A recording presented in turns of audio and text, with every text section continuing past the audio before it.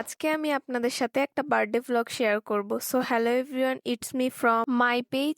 আপনারা সবাই কেমন আছেন? আই হোপ আপনারা সবাই ভালো আছেন। আমরা আলহামদুলিল্লাহ অনেক ভালো আছি। তো আমি সকালে ঘুম থেকে উঠে খাওয়া দাওয়া শেষ করে আগে শাওয়ার শেষ করে নিয়েছি। আমি কিন্তু এই শ্যাম্পুটা ইউজ করি, প্যারাশুট ন্যাচারাল, যেটা অ্যালোভেরা সেটাই। আগে কিন্তু সানসিল্কটা ইউজ করতাম, তবে এখন এই প্যারাশুটটা ইউজ করি। আমার কাছে এইটাই বেশি ভালো মনে হয়েছে। দেন তারপরে আমি আমার আউটফিটটা চয়েস করে নিচ্ছিলাম। যদিও এটা প্রথমে চয়েস করছিলাম, তারপরে এটা আর পরা হয় নাই, কজ এটা অনেক সিম্পল ড্রেস হয়ে যাচ্ছিল। আর বার্থডেতে কি কেউ সিম্পল ড্রেস পরে নাকি? তাই আমি এই ড্রেসটা পরে চেঞ্জ করে আলাদা ড্রেস পরছিলাম। তো আপনাদের এবার আসল কথা বলি, এটা কিন্তু আসলে আমার বার্থডে ছিল না, এটা আমার ছোট্ট বোনের বার্থডে, যার 2 বছর হইলো। তাই এখানে লেখা হয়েছিল ফাইজা টার্নস 2। তার বার্থডে ছিল 1 তারিখে, কিন্তু আমি ভ্লগটা আজকে আপলোড দিচ্ছি। তো এই যে আমাদের বার্থডে গার্ল, সবাই প্লিজ প্লিজ মাশাআল্লাহ বলে দিবেন। আর তার এবারকার ড্রেসটা ছিল গ্রিন কালার, এন্ড তার ফার্স্ট বার্থডে ড্রেসটা ছিল পিচ কালার। তার কিন্তু অনেকগুলো পিচ কালার ড্রেস হয়ে গিয়েছিল, তো এইবারও পিচ কালার নেওয়ার প্ল্যান ছিল, কিন্তু ভাবলাম যে তার যেহেতু এই কালারের ড্রেস নাই, তাই আমরা এই কালারটা চয়েস করলাম। তো আজকের ভ্লগটা এখান পর্যন্তই। আপনাদের ভ্লগটা কেমন লাগলো অবশ্যই জানাবেন। আল্লাহ হাফেজ।